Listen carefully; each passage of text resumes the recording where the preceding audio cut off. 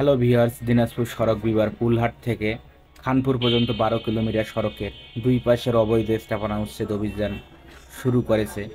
এই অভিযানে রাস্তা ও ফুটপাতের ফাঁকা অবৈধ বসতবাড়ি ও ব্যবসা প্রতিষ্ঠানগুলো ভেঙে ফেলা হচ্ছে। তবে এই উচ্ছেদ অভিযানের বিরুদ্ধে ব্যবসায়ীরা মানববন্ধন এবং স্মারকলিপি প্রদানের মাধ্যমে প্রতিবাদ জানিয়েছে। হ্যালো গাইস, চলে আসলাম দিনাজপুর শহর থেকে পুলহাট এবং খানসামার যে উচ্ছেদ অভিযান।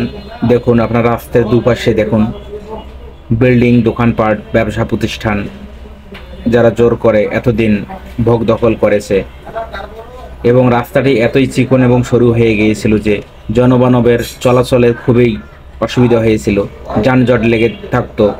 এরা রাস্তা এতই সরু হয়েছিল এবং দুই পাশের দোকানপাটগুলা দিনাজপুরের 12 কিলোমিটার সড়কের পাশের অবৈধ স্থাপনা উচ্ছেদ শুরু হয়েছে। দিনাজপুর সড়ক বিভাগ রোববার 2 নভেম্বর সকাল থেকে পুলহাটের পুলিশ ফাঁড়ির মোড় পর্যন্ত এই উচ্ছেদ অভিযান শুরু হয়।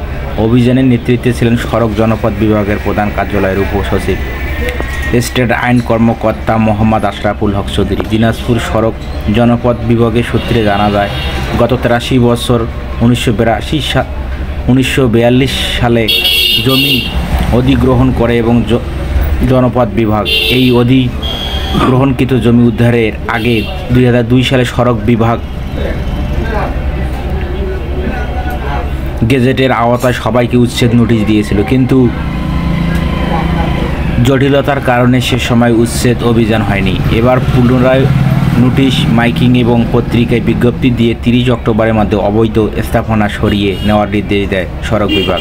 এতে অনেকে নিজ উদ্যোগে অবৈধ স্থাপনা সরিয়ে নিয়েছেন। রোববার সকাল থেকে দিনাজপুর থেকে খানপুর পর্যন্ত Z5802 মহাসড়কের ওপর অবৈধ স্থাপনা অর্থাৎ পুলহাট থেকে খানপুর পর্যন্ত সড়ক বিভাগের রাস্তার দুই পাশে 120 ফিট পর্যন্ত অবৈধ স্থাপনা উচ্ছেদ হয়।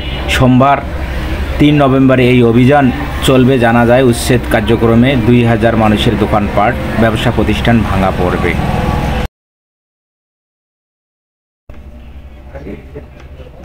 ভিউয়ার্স, দেখুন রাস্তার দুপাশে অবস্থাটুকু।